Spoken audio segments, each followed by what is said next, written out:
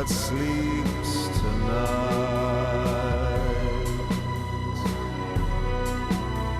and all the queen's horses and all the king's men will never put these children back together again.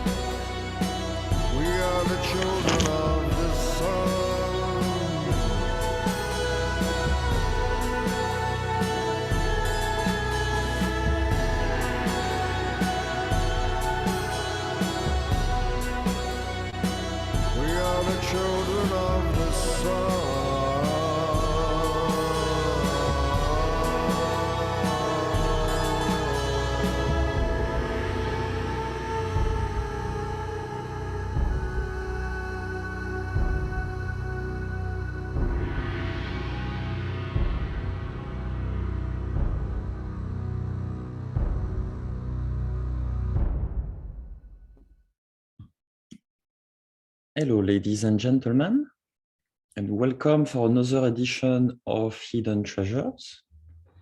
Today, our wonderful host, guest, is me the host, is Clay, which you probably all know already.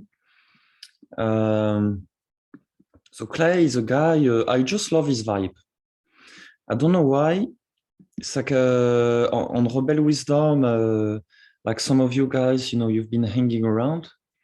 There's always a guy who's lifting everyone up, and that guy is Clay. And that's why for me, it's like he's one hidden treasure as well. It's like he's not necessarily the one who's gonna say the smart things which everyone is trying to say, but he's always the one who, the heart, the king of hearts, who distributes who's always supportive of David's work and what other people do. And it seems like as if we are, on the same vibe with Clay. And I had the pleasure and honor to have a good chat with him, just before. And it's almost as if like, there's no argument with Clay. It's so hard for me to argue with this guy because he's so wonderful and interesting, and I just love him, basically. So Clay, maybe you can introduce yourself in your own ways. Yeah, I will. Hi, everyone. Good to see you. It's my morning here in San Francisco, so it's good morning to anyone on the West Coast. I like, Max, that you said wonderful host, because that you are a wonderful host. And let's see, and I basically just love you too. Now, I think that I am expected to say something about myself here that will like have you guys know me and my history and sort of make myself credible. So what I'll say is that I'm 59 years old and I'm a West Coast North American, have been the whole time. The only other country I've ever been to besides Canada is Haiti. Maybe we'll talk a little bit about that because I've been there many times. I started working in Haiti, or going to Haiti, I should say, in 1999. And I thought it would be one trip and it turned out to be, I don't know, 15 or something. So, and constant involvement. But otherwise, let's see, I've worked as an artist in advertising, and the bulk of my career seemed to be in Photoshop. So making beautiful pictures out of products that sometimes weren't that great, but also some products that were great. So I've worked for, big brands like Apple and let's see, I always can remember the A's because that's the beginning of the alphabet. Audi cars, all cars actually. Please don't make me work on another car.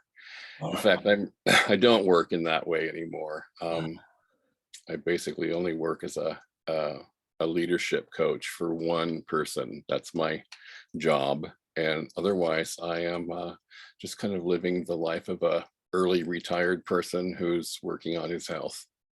So that's a nutshell. I'm sure there's a lot more that I could say, but I don't want to just have it be. Thanks for listening to my introduction. See you again soon. So you're not the guy who's leading directly, you're more the guy who's, supporting people. Yeah, in Haiti, right? This is where you like to be. Yeah, right. So are you want me to talk about Haiti a little bit more? Is that the idea? Yes. Okay, I can do that. So as an artist, or as someone who tried to be an artist for a long time and then realized that all I needed to do was declare myself as an artist and then be willing to make some really bad art, I was in school, and in the sort of painter office, there was a book on Caribbean art, and I looked in there, and there was a very lively painting that was done by a Haitian artist. And I didn't at the time even really know what that was. But so the painting was the first thing that I knew about Haiti. And then I went on to learn about Haiti, and it was kind of like a lot of horror stories and, terrible things that happened there. But I really wanted to know more about the artwork. So I also learned about the artwork. So there's a simultaneous study there. If I kind of, jump much into the future, after many things have happened, it got to the point where there was some democracy there. And this is around 1999 that it was the 5th year of President Préval's first, if we even know about Haiti. So it was the first time that there had been like a peaceful transfer of power. And it was before the election. So I didn't want anything to do with elections because, boy, some of those were dicey. So I just went to, check out, how people lived and maybe meet some artists, and did that, but really fell in love with some aspect of either myself or how life was there. So I guess, when I came back, I thought, I don't know what I'm going to do, but I want to do something. And a waitress in a bar close to where I work, she says, like, oh, I heard that you went to Haiti and that you speak Creole, because I studied Creole before I went, of course, because I wanted to have conversations with artists. And she said, we need people to observe elections, and Creole and you've been there before, so I think that you should come with. And it's like, no, I don't want to be politically involved. But so to make a long story short, I did go observe an election, and it was magical. And then I went and observed another election. That was the Aristide one back in 2000, and that one was a little more perilous, and I was kind of like the bodyguard there. But by that time I was involved. I was in people's lives. I'd met people, over 3 trips now, and I was part of a family. Someone like the family sort of adopted me, and was like, okay, it's on. So eventually, not right away, but within a few years, I'd done all the paperwork and, made a little board and started a nonprofit to raise funds for projects there. And I think what Max is hoping that I'll get to is the part where I say, I didn't work in a way that a lot of NGOs end up working, where it's like, oh, Haitian people, we know what you need. I really just worked with some community leaders, usually young guys, said they wanted to do something, but they were, only thinking about how they feed their children. And so I said, well, so you can have that. Let's get that solved. And then, what else do you want to do? And it was always a question for them. What else do you want to do? What do you want to do?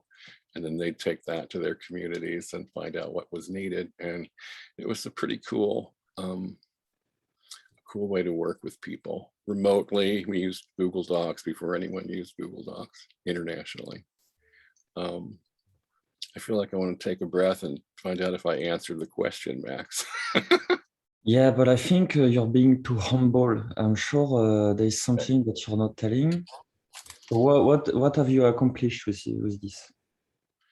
Well, I'm being too humble. Maybe so. So I was taking some classes in the place called Landmark. It used to be called Landmark Education. And there was a question that was asked in one of the classes, or not like a question, but kind of like a recipe for spotting where you can be disempowered. And so I wanted to make a difference in Haiti, but I didn't know what to do. I didn't know how. And the recipe is just to change out the but to and, so then I can say I want to make a difference in Haiti, and I don't know what to do. And that's kind of like where the whole organization thing started, where it's like, oh, okay, great, I don't have to know what to do. Actually, it's like kind of cool that I don't know. Like a lot of people go to school to learn like nonprofit management, and I just took these kind of funky classes and in self-development, and like I got this clue. So maybe Max, I sense you're listening for the love that I felt when I was in Haiti too. So when I was in Haiti, I felt like I was very accepted, and like I was very interesting to people. I'd never been a foreigner before, and I'd never been like not a San Francisco gay guy either. So if that's an announcement, you guys, I'm a San Francisco gay guy, get over it. But it was just so wonderful for me to feel myself different, and then to realize that there's people who are like really working their lives out, not like poor people and like struggling all the time in the way that we might think of that is, but it's like really creatively making life work, kind of like in the moment or in the day. Because what I met was people with a smile right behind their sorrow. It's just right there, smile right there, laugh right there. Let's start joking. Haitian people are fun people. It's funny you said that, because I often think the opposite of like many Americans. It's like there's many sorrows behind their smiles. Exactly. That's the opposite. Right. Many stories behind the smile, for sure. Yeah. Thanks for that. And yeah, it seems like you're often an archetype of a crazy guy. Or can you tell us more about it? Like, how do you navigate your own sense of self-identity that I think for you is a bit different than most people? Yeah, I think I know what you're speaking about. So yeah, just I think growing up how I did, I guess my parents were the first people to have a child that was my generation. So most of my cousins are in their 20s, and I'm like I probably already said this, 59, because this might be my last time on Zoom before I'm no longer 59. It's totally insignificant to me, but I'm glad I made it. Back to what we were talking about. So because I was the first young person among all these adults, I was a reader, and I contemplated stuff at a pretty young age. And in the library, I would always check out books that were, not really for me. I mean, I'd pick up some kid books, but also I would want to read about psychology and, maybe the occult or something. I was dabbling in subject matter that other kids weren't doing. So I guess I kind of achieved a bit of like a sort of an enchantment, or maybe a magic for myself, and I felt like I really stood out as a weirdo when I was young, and it became like a constant concern for me to kind of check myself and try to act normal, whatever that was. It didn't work, but now it's kind of like, oh, I'm glad I went through that, because that could be like what kids are feeling really bad about now, I don't know that I was developed to take teasing well or anything like that, but yeah, I feel like I kind of have like a hard shell about, you know, like scrutiny. Almost like I don't really have to edit myself. In fact, I think I said one time in a after hours of Rebel Wisdom conversation, it's like, you know, you can't cancel me, I'll cancel you. I'm just not worried about that. Of course, I'm not working in academia, and I never would. But so yeah, I was a different kind of kid, and I feel like I still am. I still feel like I'm, you know, the one that talks to myself. I'm really happy about like cell phones, and All geniuses, like crazy people, talk to themselves. yeah. Well, so, you know, when you're in the supermarket and you're saying things, and I haven't been in a supermarket for a while, but the cell phone made it so much easier because then it looked like you're just on a call. But a lot of times I wouldn't be on a call. Just be saying things, you know, it's like, I don't know, too much coffee. That's what I or should do, so people stop looking at me in weird ways, actually. Yeah. right. No, everything's all right. I'm just on a call, you know. Yeah, it's crazy. I haven't thought about this genius, actually. No, I've read these geniuses, they speak to themselves. Like, really. By the way, did you try psychedelics? Do you have a history with plant medicine? Oh, we didn't talk about this. I did. Well, so let's see. How can I make this a fun story? So I moved away from my parents when I was 15, mostly because I thought that I was making my mother sad. She was crying a lot, and my father, you know, kind of liked her better than me, so he was disturbed about it. So I thought maybe I better go, because I was just realizing I had some, you know, oddities sexually and that kind of thing. So I went out and I was received very well by people older, and they had drugs. So I got to try a little bit of almost everything. And I did like the things that were supposed to alter your, you know, perception, even though I thought maybe I always thought, look, I shouldn't get too far into any of this because I do need to be functional.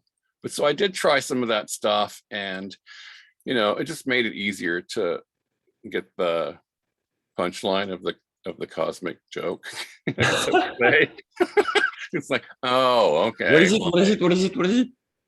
What's the punchline? The punchline, God, I've never been asked that. All the people that I say that to, they just go, yeah. No, but that's actually the meat. That's what we want to know, actually. Like all the rest is yeah. Well, so it's a funny thing. I've not articulated this. The punchline is I think that's my best translation. Maybe it's more like that. Yeah. So you know, life keeps lifing, kind of like, you know, whatever happens, there it is. And all those kind of platitudes that you hear, and it's like, well, that's spiritual bypassing. You should look at it more closely. And it's like, I'm not sure that I should. Sometimes I think I should just go ahead and stop looking for a while. And, you know, we did talk about this, like, you know, kind of not taking advice might be the best advice. Yes. That's why, I could sense, for me, I don't know, but it's my personal opinion, but I value the work of, working with psychedelics as like a tool for developing your own spirituality, your own mind. I believe that this is the future of religion. Maybe not religion, but spirituality. As like, instead of a religion that tells you this is, how you should live your life. In fact, the best advice is don't follow the advice of those people. Just go on your own adventure within your own mind. Those are the tools. Be safe, put your safety belt on, but experience the divine in a direct sort of manner. And I found the people who done this work in a way like personal work, and San Francisco. Because it's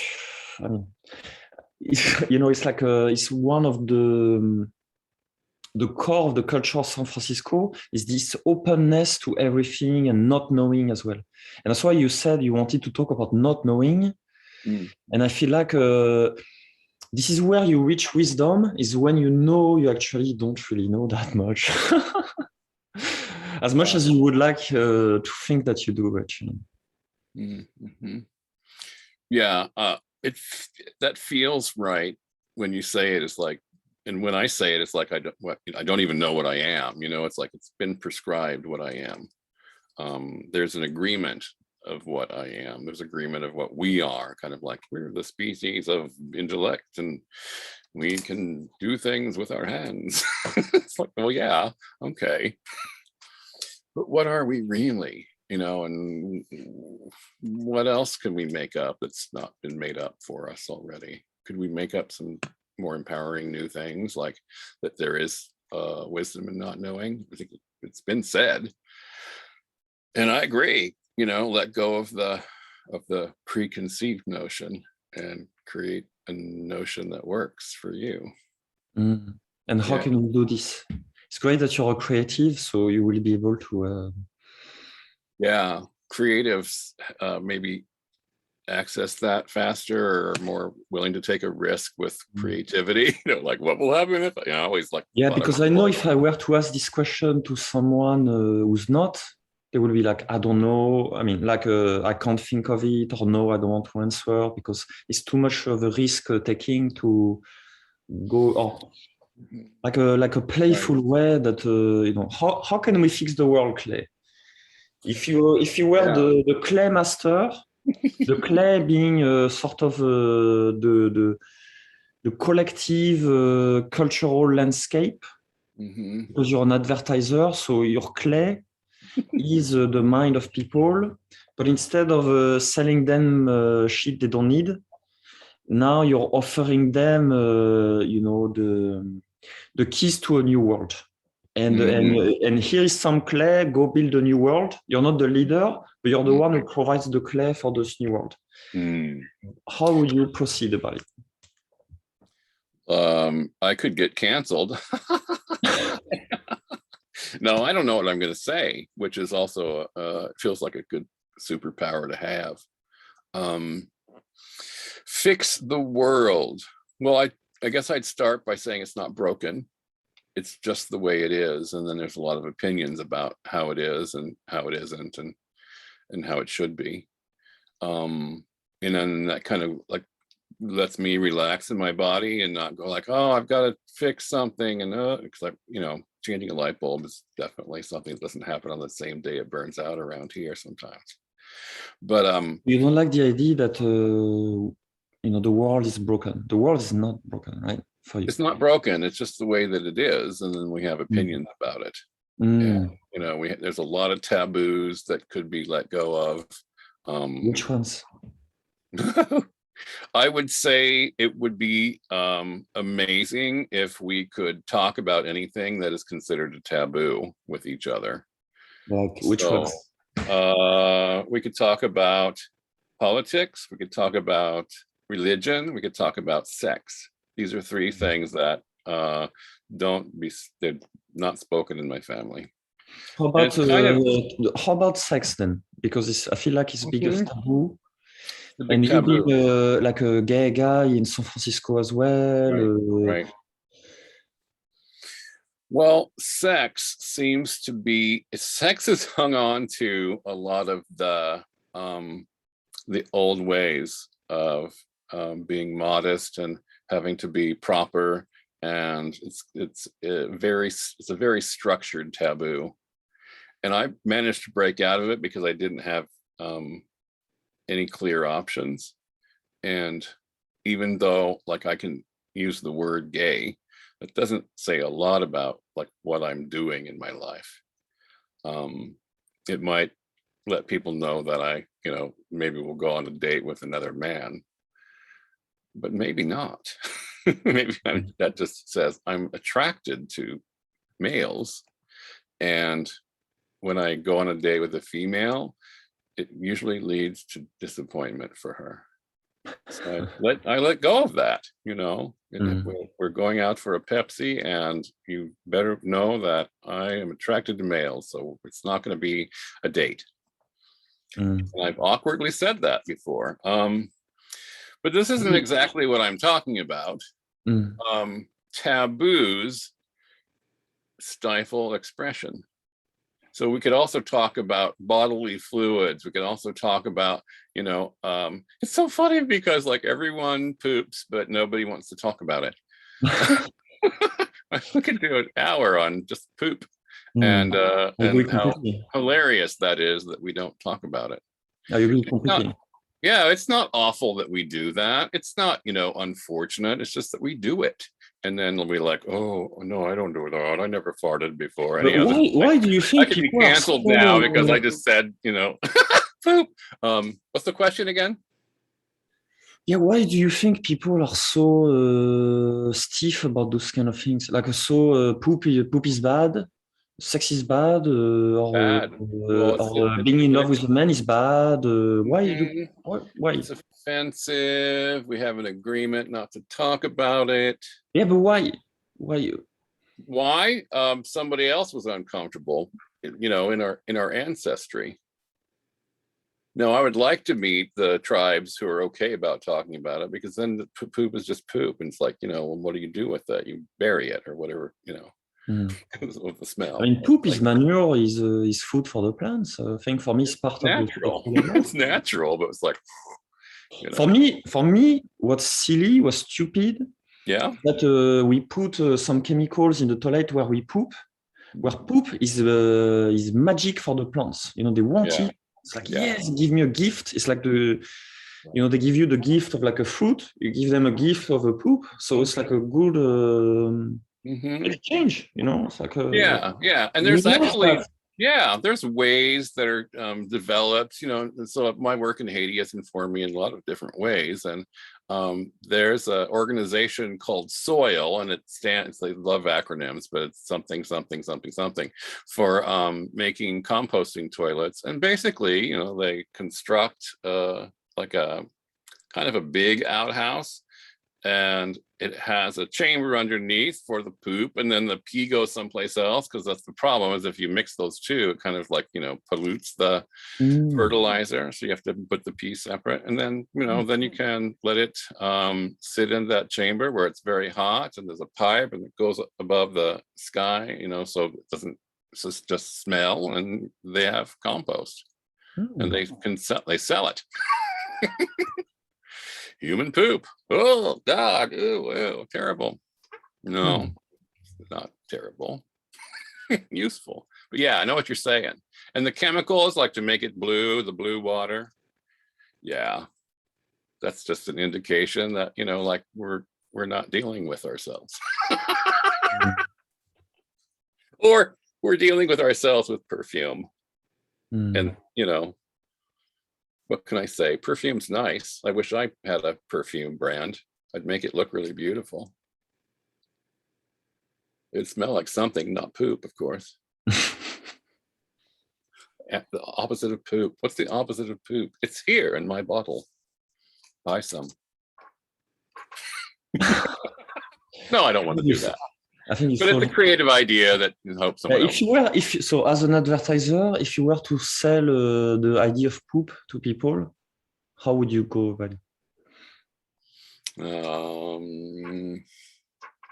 I'd probably get that woman and her crew in Haiti to, you know, propose something, because they do sell it. I don't know that I would want to like pitch it in an American advertising agency, because there's not a listening in the United States for something that's like human poop, unless it's like a joke gag kind of plastic gift. Yeah. No, but it's actually really useful for the ecosystem. Like it's a massive waste, actually, right? The fact we're not. Yeah, exactly. It's wasted waste, which is useful. Yeah. Could be useful. I mean, I don't know. With some people's diets, it might not. Oh, yes, Nancy has raised her hand. Please, let's make it a conversation. Yeah. Let's open it up, actually. Like, please raise your hand and jump in. Well, in Washington, I lived in Seattle for about 6 years, and they sell elephant poop. So they make it into they compost it. So I'm wondering, how would human and elephant compost if you combine them together? That might, have a better selling point. That could be. Yeah, should combine it with something cheerful, that there's a story like Dumbo and it makes it cute. Like elephant poop is cute, but human poop is nasty. They sold it at the zoo. I actually know about this. Yeah, elephant poop. It was a craze for a while. They couldn't keep it in stock. What happened to it? I haven't lived there in a while, but they were really into recycling in a great way. I'm not sure if it's still happening, but. Well, it's a great idea to like combine, like we're actually combining human poop now with the elephant poop, because we find that it provides more, and I don't know the chemistry of plants, so I always get this wrong. Hydrogen, nitrogen, one of those things that plants like. But I don't know. Oh, I see Terry wants to join the conversation. Awesome. I'm going to start leading again. Sorry. At the risk of being a party pooper, I want to hear, Clay, what you learned about group building and group facilitation in the spiritual community you spent so many years in. Oh, okay. Well, let me, I'll just close off the last section by saying how we fix the world is by everyone dealing with their shit. All right. Yes. And so, and then that would make a good question. I think what Terry, what you're asking is like, just what was my experience? And so my experience is my experience. It wasn't everyone else's. I did not easily adapt to being the leader. I did not enjoy the leader position, unless it was,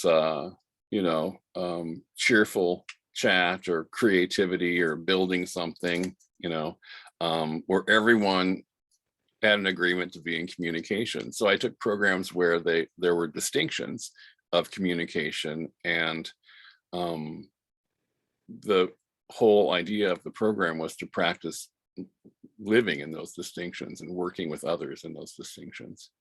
And what do I mean by that? You probably all know what I mean by that. At the same time, I'm going to say, like, instead of using the communication that we just all inherited, which is like you grow up in a world of communication, and that's the world of communication, that's just the way it is. There's a switch that we can make that's kind of based on generosity, responsibility, and integrity. And from the point of generosity, this is where I learned the most, where it's like, oh, you got to let people be where they are, and not push against who they are, what they're being in the moment.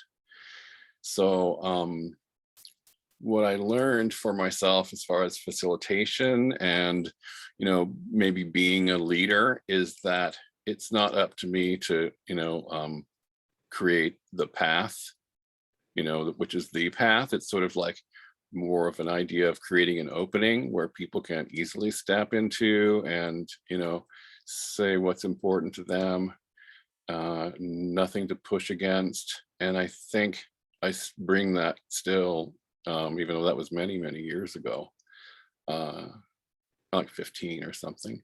I bring that to the Rebel Wisdom conversations.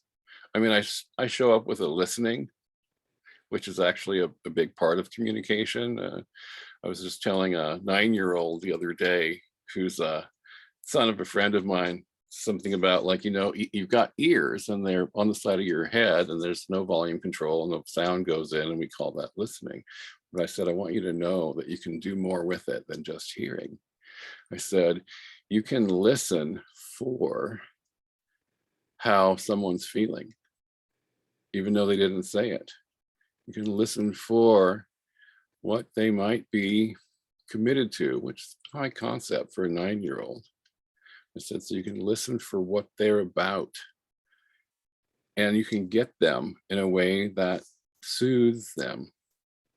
And so the space that I want to create, even in a situation like this, where I feel like, oh, I'm the one who's speaking the most, would be that, well, here you can be who you are and say what you have to say, and that'll be okay.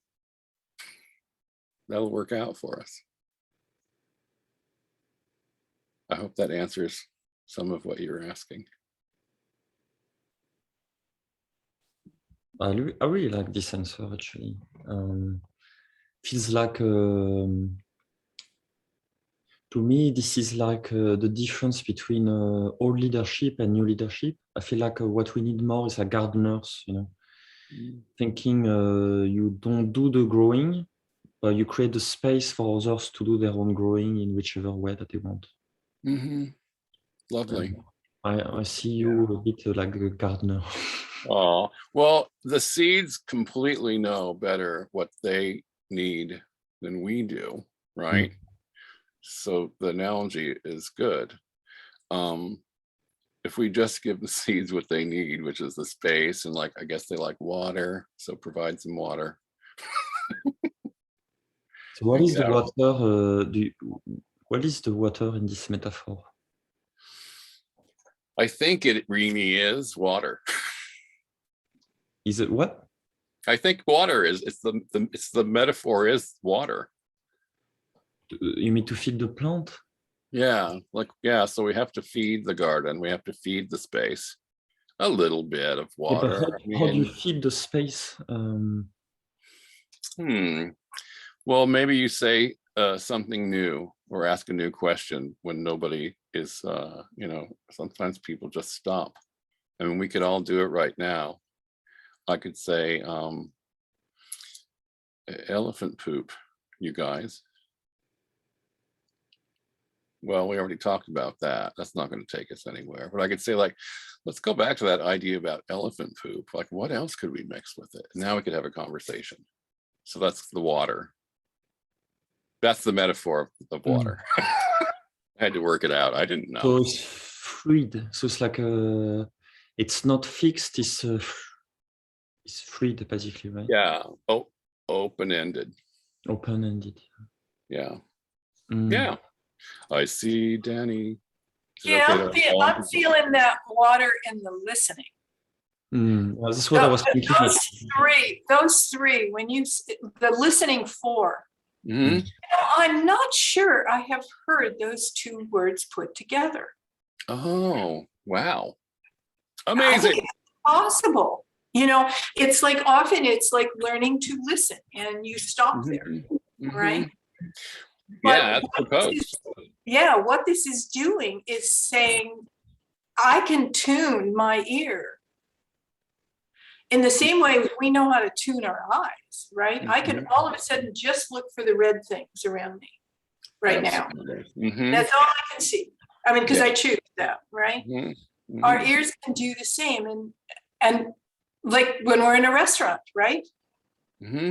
We just choose which sounds we're going to listen to. And so what you're saying by the listening for is not just listening to the content, you know, to the sound content, but the feeling tone, the intention, all these different components of everything that we express.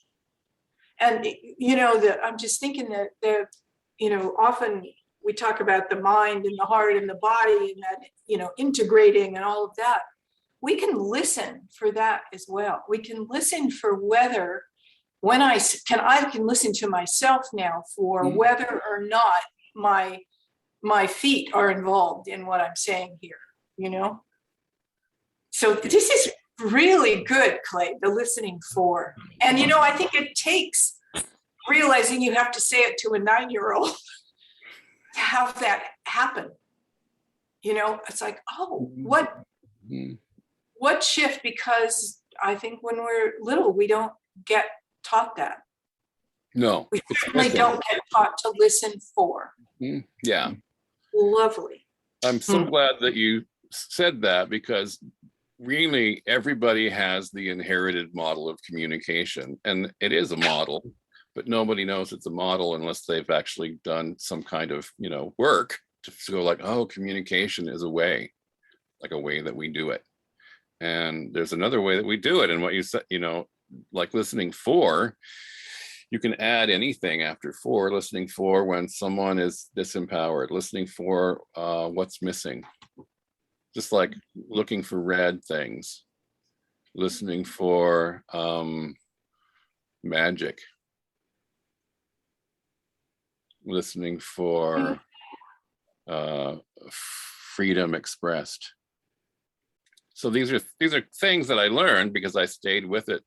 I was so intrigued that I stayed with it and I stayed with it and I stayed with it to the point where it's like I needed to go work on my health or something else, because I was very intensely listening for things in Haiti, in the projects of the people around me, in the programs, even like team building in my industry. The client that I had, I was freelancer, but I was also the team builder. So I thought I was pretty extraordinary. And they called me first when they needed extra help. That was kind of nice because I didn't have to work every day, 40 hours or 70 hours a week. I got to use my communication in ways that helped me structure my world so that my world looked a little bit more like what I wished it would. So I got my wish. And then I got, and then I had to work on some other things, and I'm still doing that, but I have the freedom now to sit in a chair and be with y'all, as I like to say y'all sometimes, because I got a lot of heritage in my ancestry. So from what you're saying, I'm curious what you're saying from before. Mm-hmm. Do you think adrenaline got involved before? Like when you were discovering this and going, actual, yeah? I think it's like if the adrenaline of inspiration, Mm-hmm. like realizing that you could fall in love with anybody just for how they're being. I kind of practiced that and said, okay, here's a declaration. I just love everybody from the beginning. I don't need any evidence. And I do. And it's not like I can go up to people and go like, I love you, because that would be nutty, right? But I could be, I love you, without being nutty about it. And, I had to learn how to not be nutty sometimes. Because I do. It's like I'm fascinated by my fellow creatures. Well, I want to share one more thing, because you're just hitting a button here. In the past week or 2 weeks, I have heard from many people. I love being here in this group, talking to people like this. There's something that happens, there's a depth. And more, I'm feeling like the people in my life or that I'm used to, it's all very shallow. It's all about the weather. And I don't get this, what's happening here, there. And I've heard people say, oh, yes. Speaking of, some spiritual directions, the more you the more people may fall away. The people that you've had in your life may fall away because they don't care about what you're caring about. And what this is, and I just kept saying, even if they're talking about the weather, we all do it. Mm-hmm. It's like the listening for. What do I listen for when, somebody is talking to me, not about in this way, because they kept talking about depth. That was the other thing. It's like we don't feel the depth, right? Mm-hmm. Well, we can listen for the depth. Mm-hmm. Yeah. No, certainly you can listen for the depth. And I guess part of the recipe that I added, which is, everyone kind of probably has heard about the Buddhist thing where, like no attachment, no suffering. So listen for and really get, take what you get. because just because you want stuff doesn't mean that you can magically conjure it. But although I just said that, I don't know if that's true. So you may as well listen for it to show up. And not, yeah, definitely. I would rather sit in a room with people who are, you know, like maybe not physically in the same geographical location, but are up for a conversation that could be about anything. Because, you know, I spent time with my family and it's like, woo, there's only so much weather we could talk about. And then there's like, what taboo shall we talk about? And it's like, oh God, him. He's here. They love me, of course. I'm a character, but I am a character. And that's okay. But why do you think people are so, are quite shallow, let's say, compared to the bunch of us here? We lack, you know, really meaningful conversation. Mm-hmm. It seems like we're aliens. Yeah. Oh, I have experience with this. I think it's an inhibition. You know, it's like speaking is risky. Speaking is risky. Like just, and I told you earlier in our earlier conversations, like at business meetings, I would sometimes start speaking, even though I didn't want to, but I would like, it would come out like in this weird Australian accent. And, you know, people would say like, what was going on with you in that accent in the meeting? People that knew me. And it's like, I don't know. I guess that's just how it comes out, you know, when I'm afraid to be me. So I think there's no permission for us to be us until we discover that we don't need permission.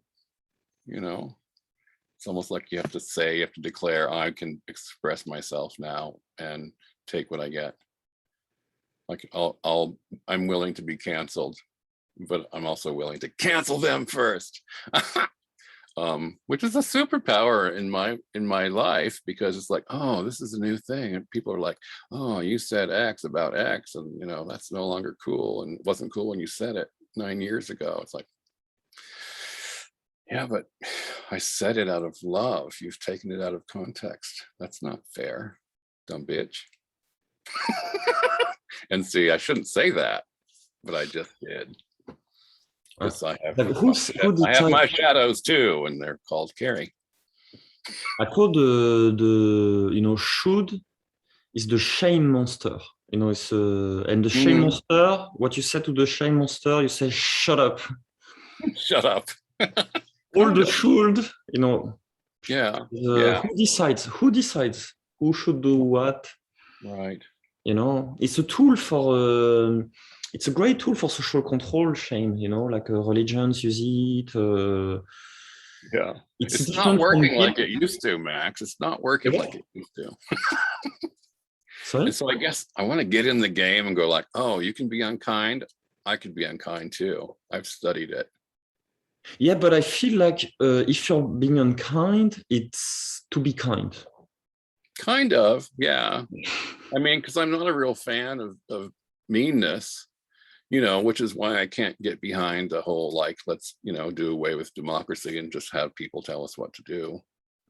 No, but in a way, you have to be the bully of bullies to be the good guy, right? Because the bullies, they don't understand just the language of peace and love. It's just not going to work, right? Yeah, that's beautiful. Be the bully of bullies. I'll do it. I'll take it. Oh, yeah. Cool, man. Well, those are always my heroes, the ones that like would make the bullies run away. My strategy as a child, and this is not uncommon because I was the kind of on the younger side of the years class-wise, is that I'd always find the biggest, meanest guy that nobody wanted to play with and make him my friend. And make him good, maybe, right? Yeah, well, I could always see like, oh, you're just a person, you know, who's, you know. I know you shouldn't try to change people, but do you secretly actually want to change people to make them better, like good or less shitty? I would say it differently. I would say I would like to play a part in people seeing their way to being better. Can you say that again? Because I would like to play a part in people seeing that they could be better. Did I do it the same? Yeah. So I don't want to force you to be good by saying, here's how you do it. Stop being an asshole. Although that's a great place to start. Not a lot of people know that they're being an asshole. All the times I don't think I was aware of it. And I certainly, was not always kind. I think this should be a job, like an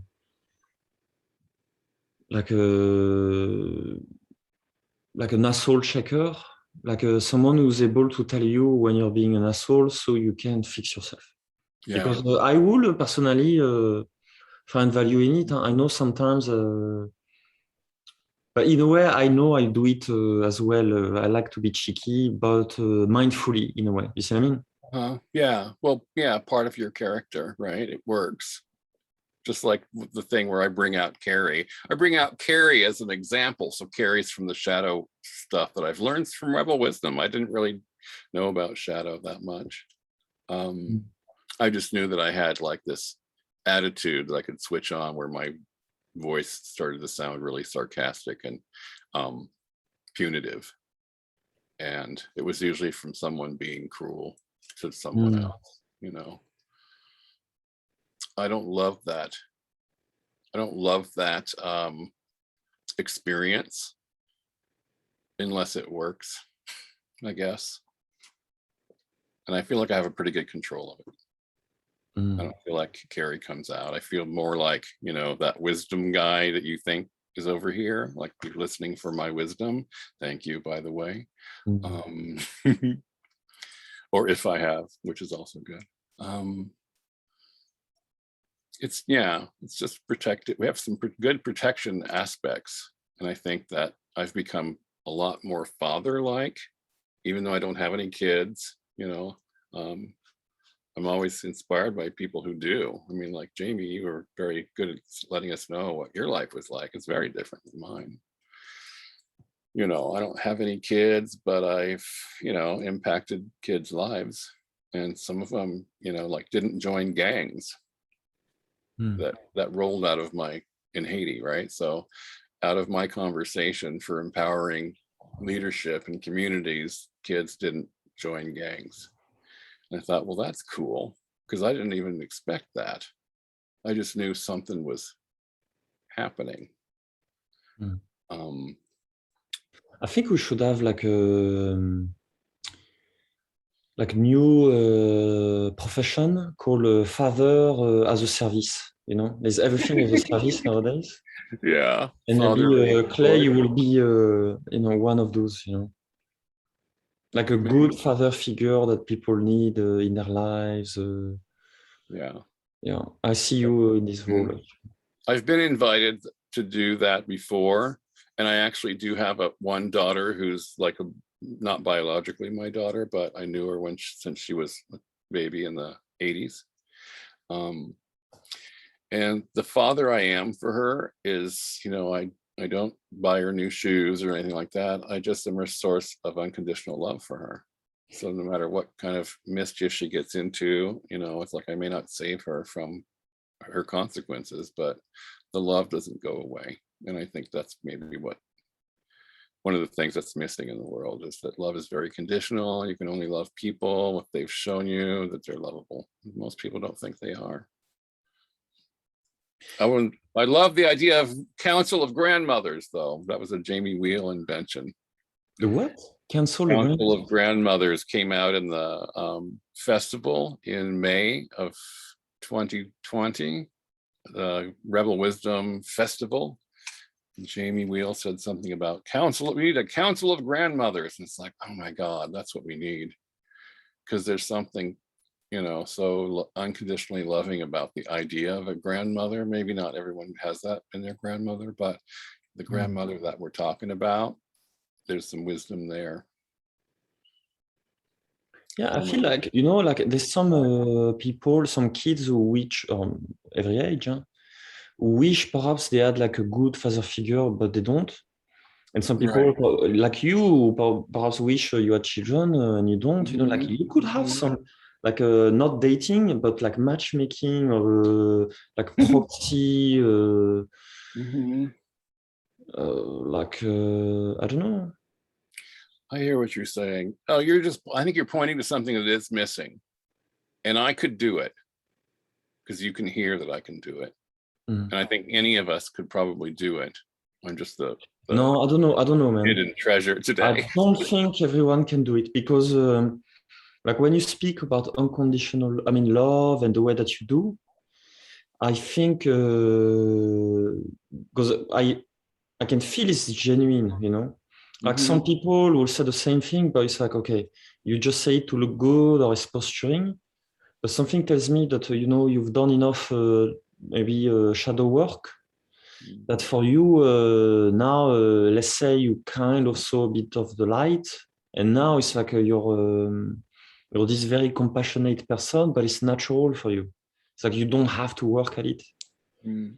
Yeah, you nailed it. I've practiced for a long time to become, you know, I have great facility with my being. I can be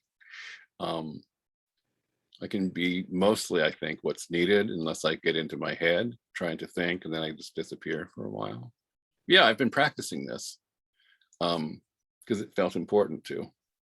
And, you know, given where I started, it's like I went through everything else. You know, I didn't give it a big, like, you know, speech about my youth, but I felt like, you know, wayward guy, moved out at 15, did a lot of drugs, you know, some psychedelics we talked about earlier. But, you know, like survived and lived and recreated a relationship with my parents after being away from them. I found out that I moved away because my mother cried all the time and I figured it was my fault. Turns out she was depressed. It wasn't my fault. She was just depressed. It wouldn't have mattered what I was doing in my life. She would have been depressed. And you got to go? Okay. I'm glad to see you. I'm always glad to see you, Nancy. Okay, take care. I'm going to look at the time. This is how my eyes work. I have to get that close. Okay. We're good. If y'all are good. Max, have I answered any of your questions, or have I just started talking after you were done asking me? Yeah, Okay. yeah. I mean, I don't know if I have questions anymore, more than I could just. I don't know what I'm doing. You don't know what you're doing? How perfect. I don't know what I'm doing. Does anyone know what they're doing? Well, I know what I'm doing right now. I'm listening for the next question. Yeah, so I'm taking us to right now. What is this like for you? What is this? This being the one that's sort of being asked the questions and having people witness and whatever. It's a little different than certainly the way I have experienced you before, is that you tend to be the witnesser. So Right. I'm just curious, what does that feel like right now? Well, it doesn't feel weird. I feel safe with you all.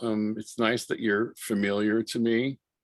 It seems like a good activity so that we can all learn more about each other. I mean, it's a great invention that Max came up with. Hidden treasures is like very complimentary.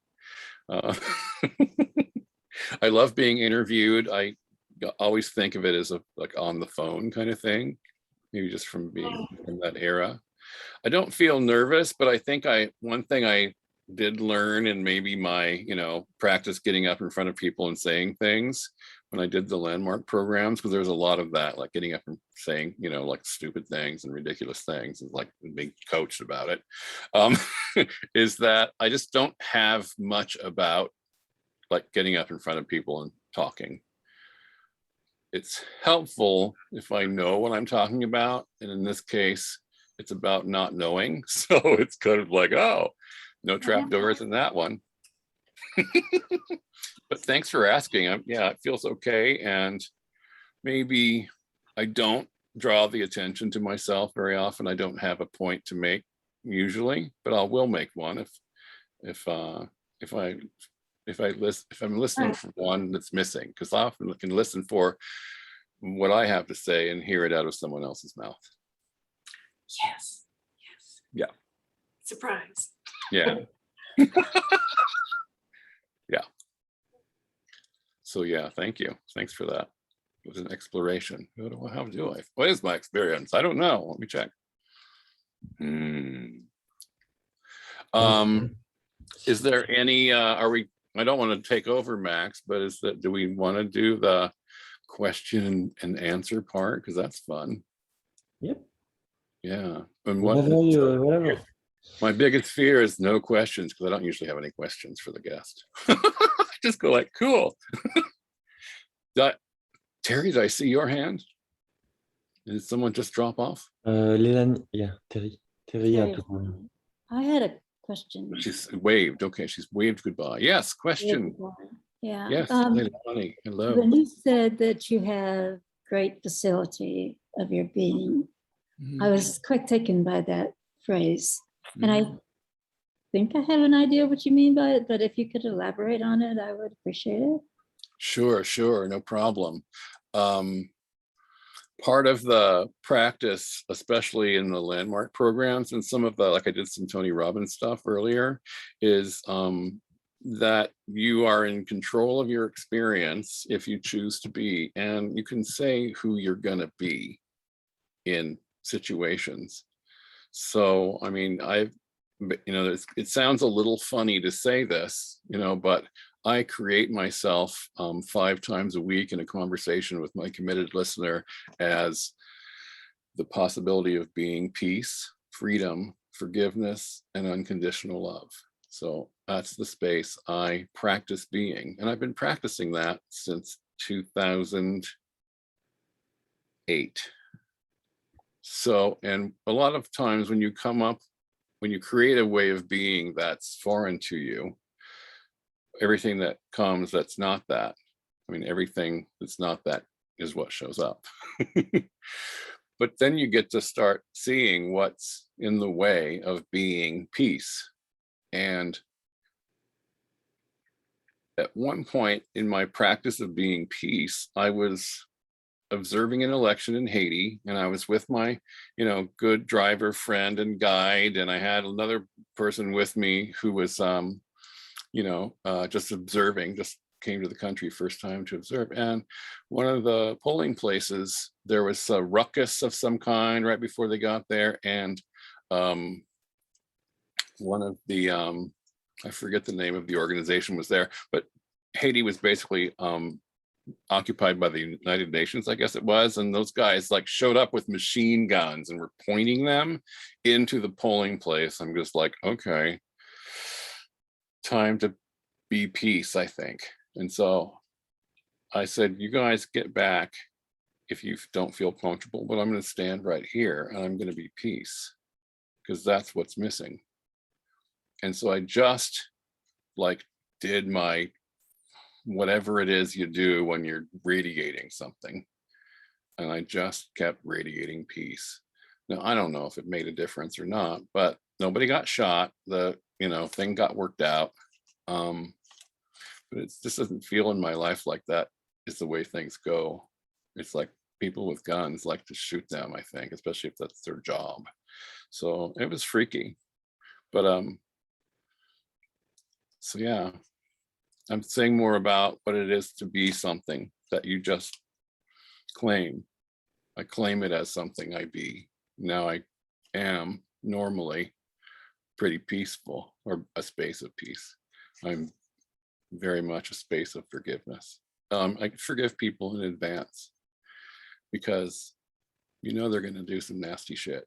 Maybe not all of them, but you may as well forgive them, because what's the point in holding a grudge? Or being offended. So I forgive you in advance. Freedom, oh my God, we just have no idea how free we can be because we've never experienced total freedom. What is that? Will we ever know? So that's something I reach for. And unconditional love, so on a spreadsheet, everything's connected. I took unconditional love and I took it and I put it in a different spreadsheet. So next to everyone's name is unconditional love. that's weird, right? Because it's like, what if they do some nasty shit? Well, they're already forgiven on the other spreadsheet. So I don't take the love away. I don't take it away. You can't move in probably, but I hope I answered a little bit. I've been other ways, but those are my key ways of being. Thank you. Yeah. What I really appreciated all of that you said. Well, one of the things I heard you say that I really is that it's when you decide to be peace, that you found out all the ways you were not being peace. Mm-hmm. And that's how you discover those shadows, those parts Mm-hmm. that Yeah. you're unaware of. Right Thank on. you. Yeah, cool. Like being peace for me is also not being all the ways that aren't peace.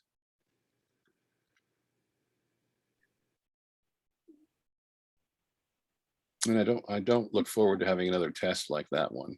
Machine guns, not cool. I would disappear them all. It's in my fixing of the world.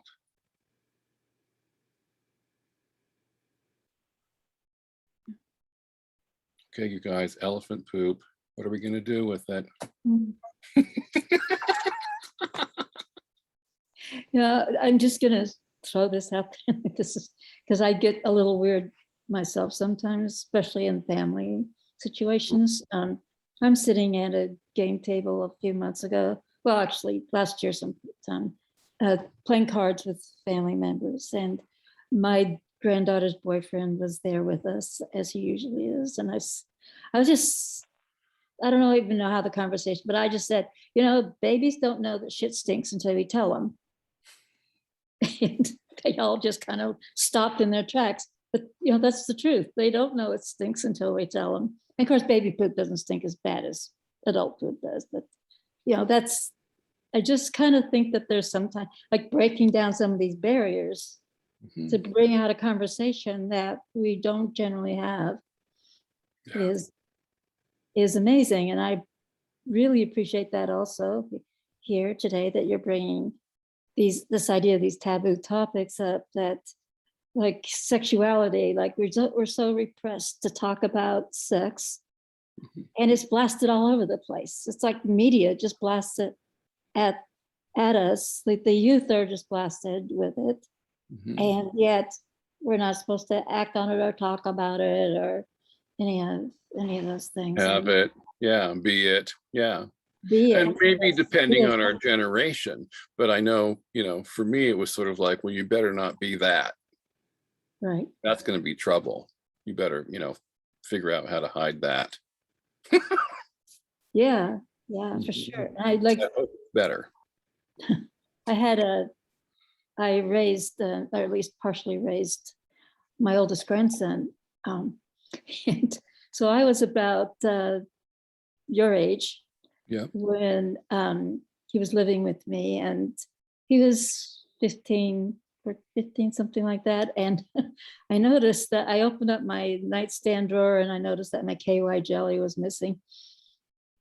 And I was like, I know I put it in there. Where did it go? So where else would it be? Yeah. I went into his bedroom, and of course there it was. Of course, then we had to have a talk. But I realized, like, now he realizes I'm a sexual being. This was something I had to like sit with. It's like, and I'm going to have this conversation with him about us both being sexual beings. So just to appreciate that ability to have that conversation that I couldn't have with my own son, because I was too inhibited back then. Yeah, it's inhibition. And really, like, it seems true, doesn't it, that you shouldn't? But at the same time, it's like, it's just time to put 2 tubes of KY on the shopping list. I mean, that's kind of the result of the finding. Exactly. Or perhaps, try some other brands, pal. Right. Like, what works best, and let's compare notes. With a little silicone in it, I can recommend. I don't remember its brand name, but it seems to have ID on the package. And it has, yeah, good lube, you guys. You gotta have good lube. But you never know. Dryness happens. I'd like Well, to open to maybe Elena or Jamie, like what you guys, what do you think? if Or you, on anything that we have shared today?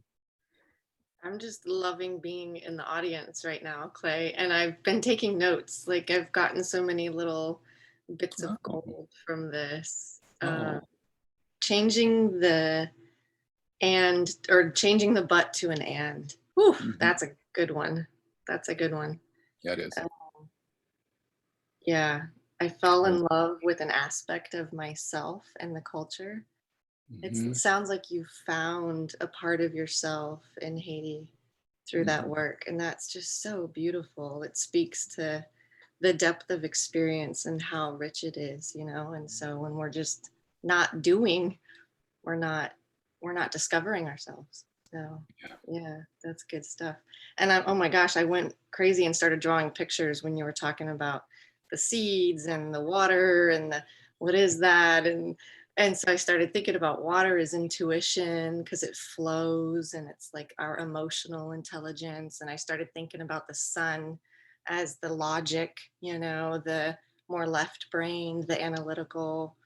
And then I couldn't figure out what soil was. It's like, is that like the will? I don't know. But I was drawing pictures as you were talking of fire. So, which seems to be that protection element, that masculine, grounded warmth, you know, that comfort and stability. So those were all the words that were popping into my brain while I was listening to you. So, and then of course the best takeaway is the way we solve all the problems is for everyone to deal with their shit. That's pure gold. There is gold in the shit. So, Maybe there is. yeah. That's so lovely to hear that you were so intrigued. I could take notes from what you took notes on. Well, there we go. Full circle. Awesome. Yeah, yeah. Well, thank you for saying so. It's an honor to be here. Is there anything that you are listening for that I haven't said yet? Well, I'm curious, do you play any musical instruments? I don't know why I asked that, but I did. Well, so in my musical instrument experience, I wanted to play the cello when I was a child, but they didn't have strings. So I ended up playing the trumpet. And that didn't last very long, but you know, a couple of years. And then I just realized it was no. And I didn't play the cello until I installed a bathtub in a storefront for some musician friends of mine, and they had an extra cello. So they paid me by giving me a cello because they knew I wanted to play. So I played improvisational cello for maybe a while. That's like, no, I don't know where to put my fingers to make notes, but I can make a Philip Glass song.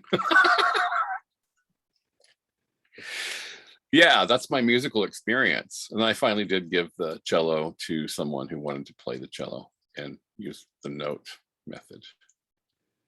Music, I like musical, but as I was saying earlier with Max, I've sort of let go of needing music. So it doesn't occur to me, although I can holler the name of the Amazon woman and have music start playing. So I've allowed that for myself. I can't say her name because she's right there. That's what I play now. The full catalog. Whoop. Max. Elena, would you like to share something as well, Elena? Well, I'm just sinking all this in, or whatever the expression is. I don't know, but it's wonderful, Clay, because I've seen you many times on Rebel Wisdom with all these groups, and you know, you just see sort of like peeling the layers and really seeing who you are and what's important. And I just loved also the title of this group, which is Hidden Treasures. and the treasure that you are. And of what you said, there's so many things. And I'll tell you my takeaways. I don't have any questions. I'm just sort of soaking it in. Let people be who they are. Let people be who they are. And listening for how people feel, what's important for them and what makes them tick. I mean, that was such an eye opener for me, or an ear opener for me, because I spend so much time listening to what people are saying, but there's so much more. And it really was kind of an aha moment, and it's so deep. So I'm just it's sort of everything that you said is soaking in. And I really, really appreciate everything that you said and who you are and your spirit. Well, thank you so much. Yeah, I especially get that you're just like letting it soak in and absorbing it. And, it's a real privilege for me to have you, say what you said and to be taken by some of the things that I say, because I didn't know what I was going to say. That's part of the not knowing. It's like, I don't know what's going to come out.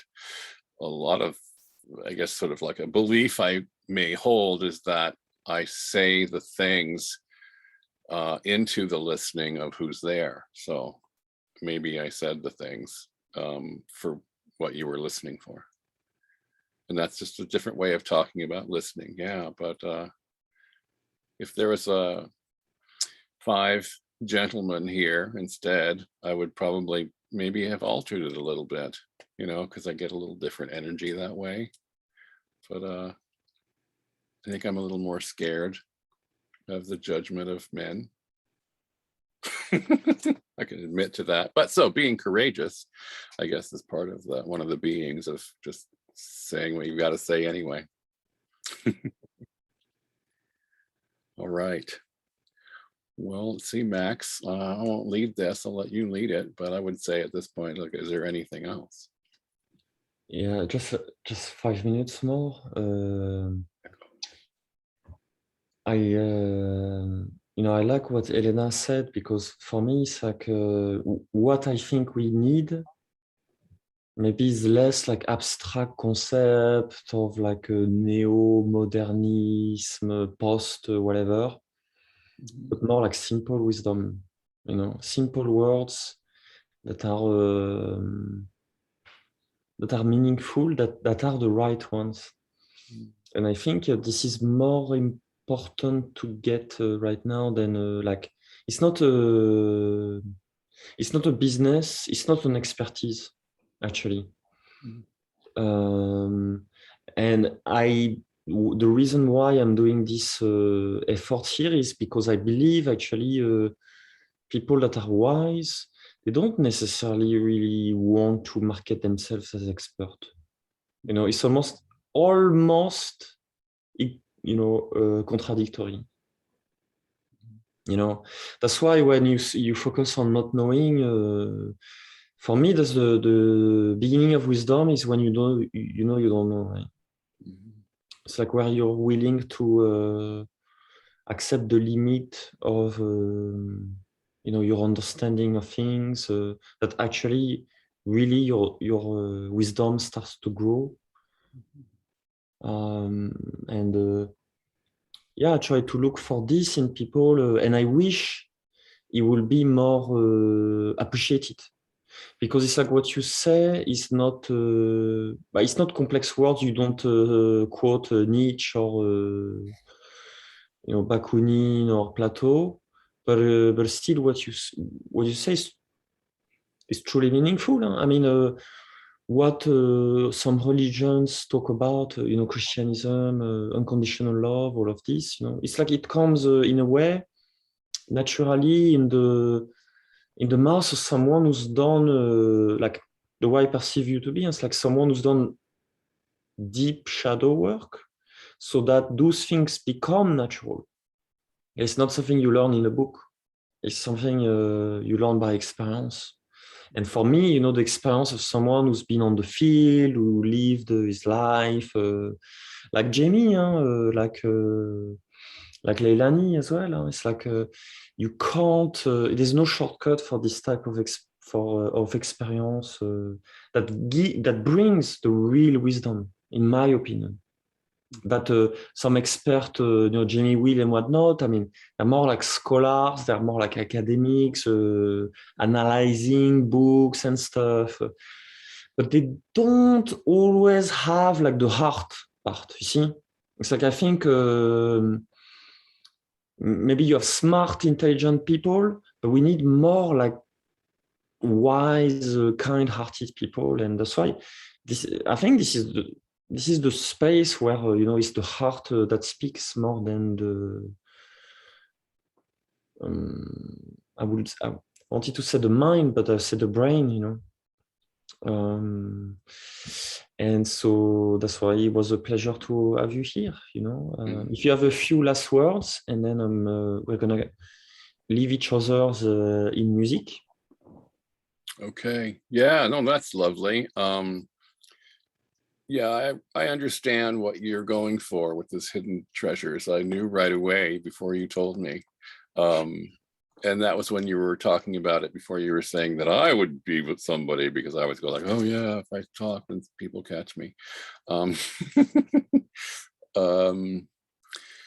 It feels all right to have done this today. It feels like an honor. It's interesting. What do I mean by that? It's humbling to be listened to as if I have something, extraordinary to say. But on some level, I think I know that I do. I may actually say something that touches or inspires or moves something. So there's an element of just trusting that. Part of the not knowing is, like you got to trust that it will go, the way it needs to go. Yeah, and that creates the space for other people to feel more comfortable, being like, I don't know, really. But right. And like you've done it today, you've created the space for me, so I've created the space for you. And then, like, if you want to get, woo about it, it's like we've all created the space for each other. And we could have done something else today. We could have, stayed in the kitchen and made biscuits or whatever was next. But here we are, sitting together. And yeah, it's a real honor to be listened to, and with familiar, friendly faces that encourages, openness. That's good. That's time well spent, I believe. I think so too. So thank you very much, everyone. Yeah, next time is going to be Terry. He's going to talk about, our journey in and out of, Christian dogmas and belief. And like Terry, for instance, for her, like she needed to prepare a lot. She needs to know in advance what she's going to say. So it's like very different. But there's so many different ways to be that are all valid. It's just. But I believe we need a bit more vibration of like, I don't know, and that's okay. Like it's okay not to know. It's okay not to worry too much about how you're being looked at. People worry so much about how they're being perceived. Just have to let go. Like people believe what they believe, and that's it. Yeah. Well, I know we're closing, but even like looking good is a thing, and it's a thing that could be let go of. Yeah. But I warn everyone, it's like, don't let go of being good looking. That's not what we're talking about. Be good looking, but you don't need to look good. You already do. All right. So I invite you to perhaps just listen to the song, but you can switch off the camera so you can, listen in your own space and leave whenever you feel like it. But maybe there's a interesting aspect of like the veil.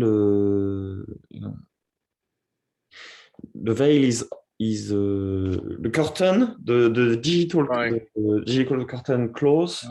We're still there, you know. Okay. Yeah. Roll credit for each other's. So on the count of 3, we're gonna press the stop video. And then I'm gonna play the music. All right, 1, 2, 3. And then I'm gonna play the song. All right, so it's the song. No, that's not the one. Actually, okay. So I'm gonna play the other one, just the beginning. It's a song from Brendan Perry called "Children of the Sun," and so it's one part of the Dead Can Dance duo. And that's it. Enjoy.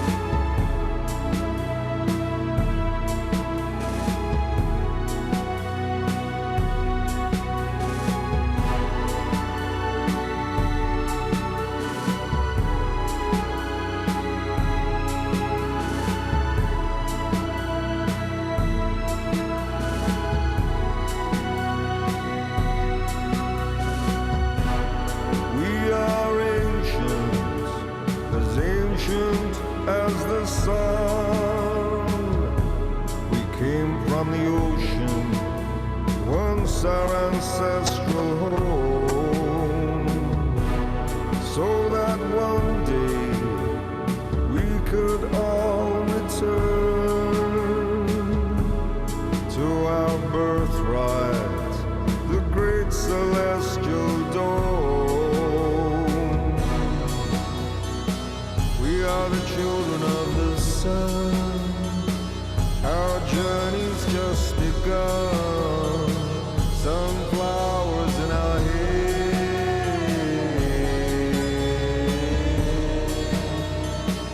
We are the children of the sun. There's room for everyone. Sunflowers in our hair.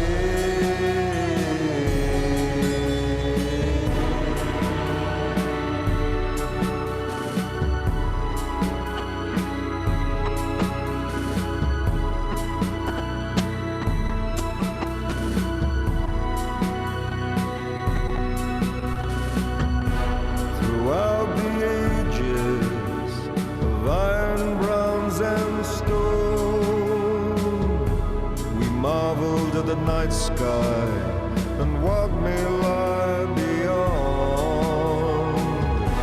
We burned offerings to the elemental ones, made sacrifices for beauty, peace, and love. We are the children of the sun.